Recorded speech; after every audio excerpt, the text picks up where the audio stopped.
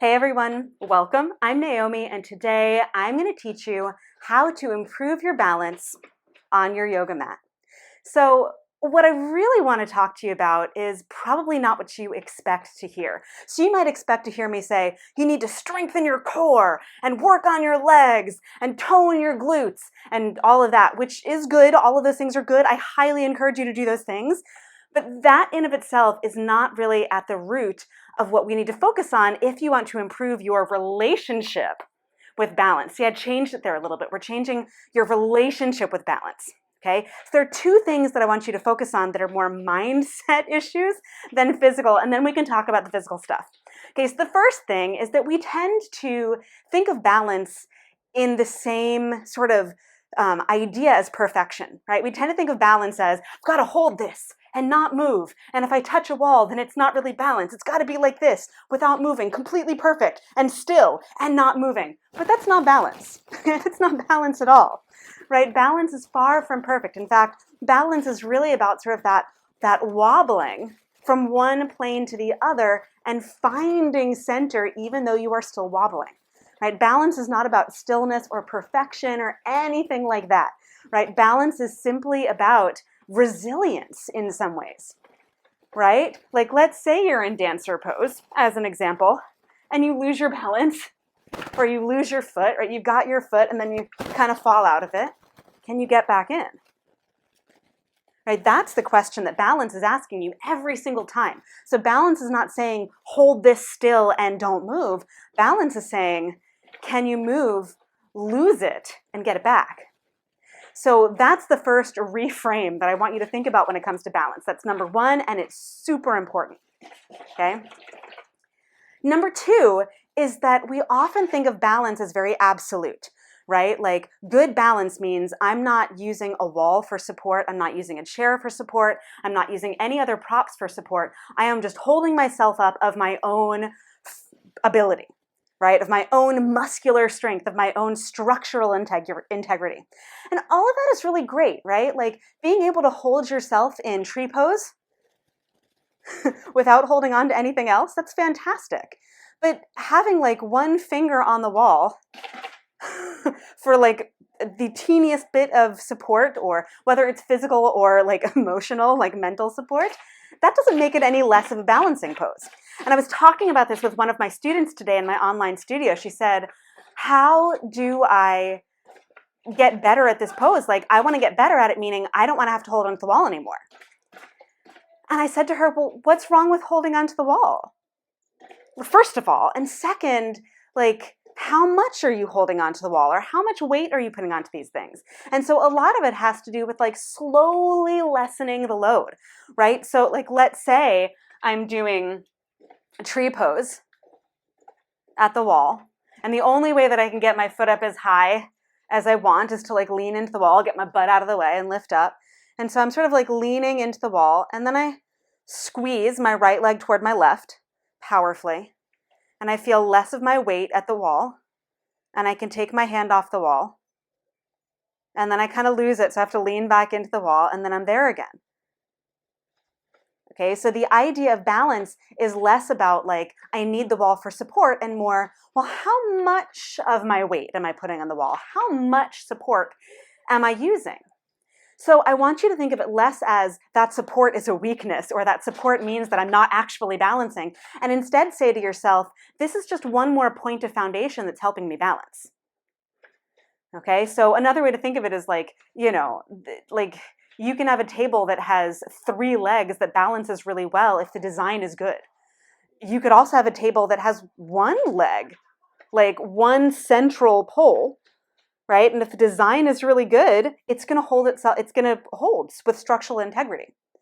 You know, you can also have a table that has 4 legs that's actually kind of wobbly and that doesn't hold things on it because the table is out of balance, right? That like one of the legs is shorter than another, and so things are constantly sliding off of the table. So, you know, just think of it in terms of like, just because you have more points on the ground doesn't mean that it's better. Okay, and just because you have more points on the ground doesn't mean that it's not holding things up in the way that it should. Okay, so those are a couple of things that I want you to think of before we get into the physical aspects that will help support you. Okay, so hopefully that gives you a little bit of a mindset reframe when it comes to balance. Okay, now some of the physical stuff.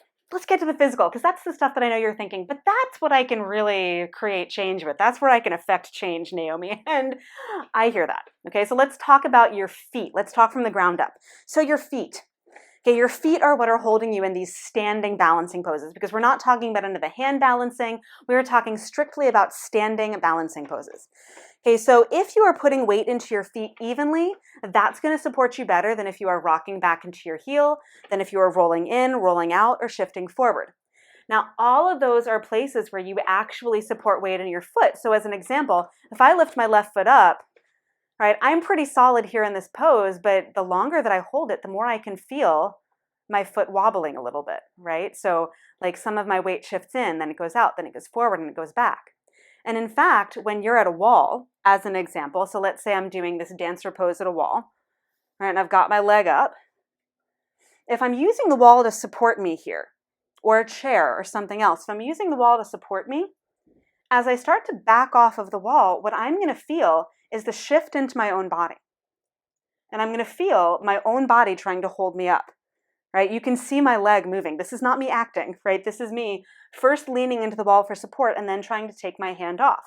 So my foot rolls in a little bit, and then I wiggle and it rolls out. And I can feel the fluctuations in my foot, and my back leg's getting tired. So we're coming back here. Okay, but you get the general idea, right? Shifting off of the wall, lessening the point of contact, gives you more sensation into your foot. And so you can feel, oh, right, my foot roots in, and then it roots out, and then it goes forward, and then it goes back. You want to have your entire foot planted for maximum foundation when you are standing on your feet. I'm going to say that again. You want to root evenly through your foot so you have the maximum amount of foundation when you're standing on one foot, no matter what this other leg is doing, right? This other leg making circles, doing crazy things, right? Going behind, going out, doesn't matter.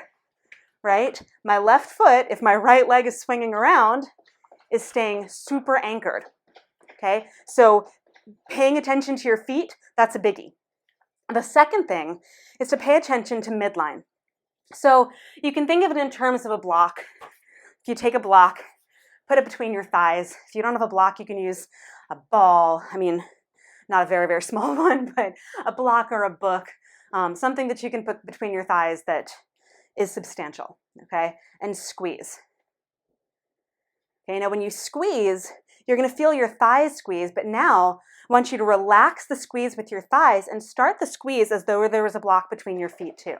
And squeeze from your feet all the way up through your thighs so that you feel this collective power in and up towards your center. Now you don't just want to pull in and up. That's fantastic because it's giving you that internal connection, core of support, but if you don't also extend back down through your feet or out, then it's just that rigid pulling in, and that will knock you over. Okay, so you can think of it in terms of tree pose as an example. No matter where I put my right foot on my left leg, I have to squeeze my left leg toward my right foot and my right foot toward my leg. Okay, no matter where my foot is on my leg, it doesn't matter. Okay, if I just hang in my left hip, I can hold this for a decent amount of time, but it's better if I squeeze.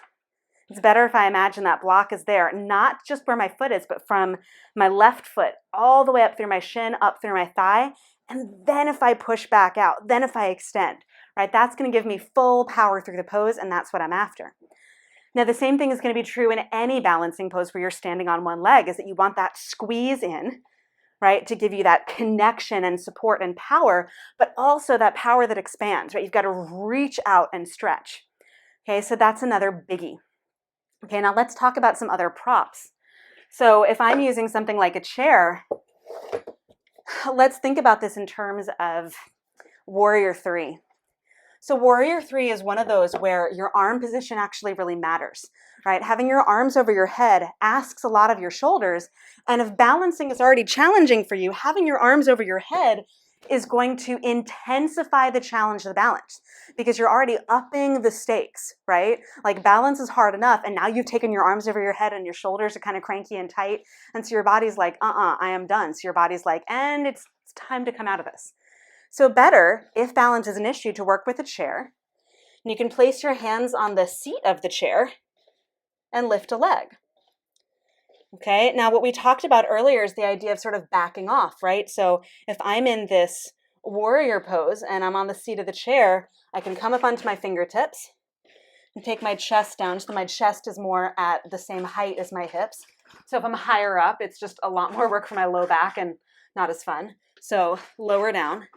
And then it might be arms down, or it might be arms back. So if my hands are on the chair, it's taking one arm back, squeezing it in toward my body, taking the other arm back. If that feels like too much, you could lift one hand up and then the other. So you've got palms in front of your chest. And of course, the actions of the legs are still the same. You squeeze in and stretch out. Okay? If you wanted to work with the idea of arms overhead, if you really wanted to, you could hold on to the outsides of the chair, palms face in. So not on top, but the outsides. And I can grip it. Right? I can grip it. And that helps me work my shoulders. And then I could take the hand off and out to the side, squeeze my legs in, take the other hand off, and nothing really changes, right? And if I lose my balance, right, I've got the chair and I can, fall into it. It works really, really well. It's actually kind of fantastic. Okay, so that's another thing that you can think about when you are looking at different props to use to support yourself, but also, how do I ease myself out, right? How do I take one hand up and maybe the other? Okay, so now let's look at a pose like dancer pose, which is another balancing-oriented pose. So dancer pose, and I'll use this chair too, although using a wall, and this depends, right? So if you're in the middle of a flow, right, and the teacher's like dancer pose and you're not near a wall, a chair is going to be better, right? Because the chair you can kind of take with you, right? Having a wall nearby that you can use is sometimes a little bit trickier depending on where you are. Having a chair, especially a folding chair, can be useful. So if I'm doing dancer pose, I can lean into the chair, and then I bend my right knee. So this is the third thing. Gravity is actually your friend. If I try to resist gravity and keep my legs straight and then try to bend my other leg and reach, that's so much harder. But if I bend my knees, sort of like soften a little bit, right, get a little earthier as opposed to pulling away, that bending of my bottom leg, it makes me feel a little safer. Right, there's more spring because my joints can move instead of rigidity. Right, so with my knees bent, then I can stretch my leg up, and maybe I'm holding onto the back of this chair. Now my leg is straight. Maybe take it off. Put it back. Take it off. Feel the wobble. Put it back. Take it off. Put it back. Right, so that bend of the knee has really helped. That's the third thing that you can do. That bend of the knee really helps. Now, like I said, you can focus on strengthening your core and strengthening your glutes and strengthening your legs and hamstrings and back and all that other stuff too. And certainly that will help your balance. Okay, but these three things, right, working through the four corners of your feet, right, anchoring evenly into your foundation, okay, squeezing to the midline from your feet all the way up into the center of your pelvis and stretching out. And then lastly, giving your knee a little bit of bend, right, giving your standing leg a little bit of spring, right, so that it's not rigid and tight, is going to make the experience of balance so much more enjoyable, and it's going to give you a lot more to work with, okay? Now, the last thing I want to talk about is tree pose, and this is going to go back to that idea of, like foundation. So this is tree pose. This is also tree pose. This is also tree pose. This is also tree pose. This is also, see, there are so many different ways that you can do tree. Having your toes on the floor, turning your knee out slightly, that's giving you the shape of the pose. Okay, you can still squeeze in. See the difference between like my hip popping out like I'm just hanging out, and squeezing in? Same thing if I put my foot up higher. I could hang there, or I could squeeze. And no matter how high I bring my leg, the qualities are going to be the same. So particularly with tree pose, I want you to just get it into your head that your toes can be on the ground and it doesn't make it any less the pose, right? You are teaching yourself the external rotation in one leg, which is what's happening with the leg that's turning out slightly. Okay, it doesn't have to turn all the way out either. It's just turning out slightly. You're teaching yourself the shape while working on the fundamentals of the balance. Okay, so teaching yourself the shape of something without completely going into the full balance, and I'm using quotations because any expression is your full expression in that moment. Okay, but no matter where your foot is, it is still the pose. Okay, this point of foundation is just giving you a little bit extra versus the higher up you go. Right? Also, the higher up your leg goes, the more that external rotation is happening, right? The more that shape is changing.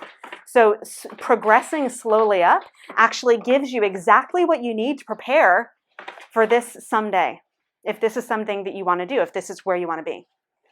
Okay?